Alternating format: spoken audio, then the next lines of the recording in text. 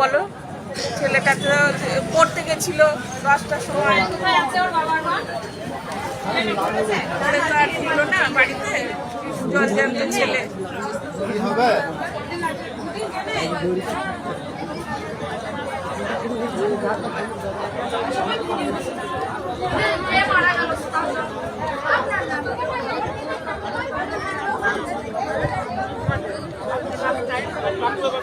এই যে এটা হচ্ছে আমাদের বল্লভপাড়ার ঘাট।